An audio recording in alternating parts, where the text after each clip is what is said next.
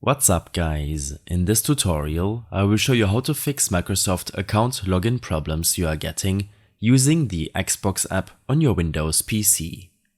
This should be quite an easy tutorial. For more information, click on the first link in the description below.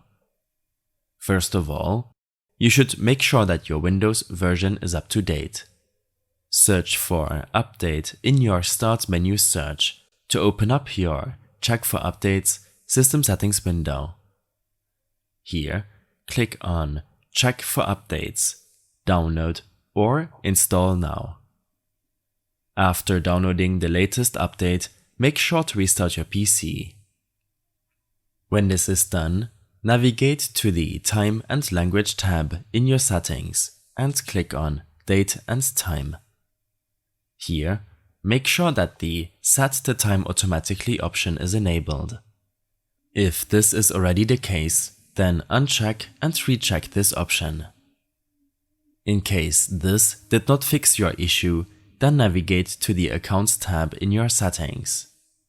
Under Email and Accounts, remove your current Microsoft account and then add it again as a new account on this window.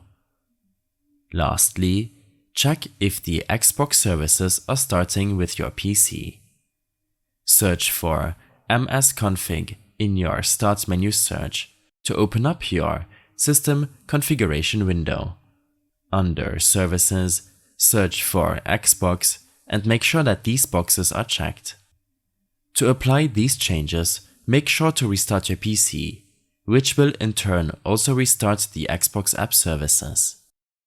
In case you have any further issues or problems following this tutorial, then I suggest following my extensive guide linked in the description below. I hope this helped you out. Leave a comment if you have any questions and see you in the next one.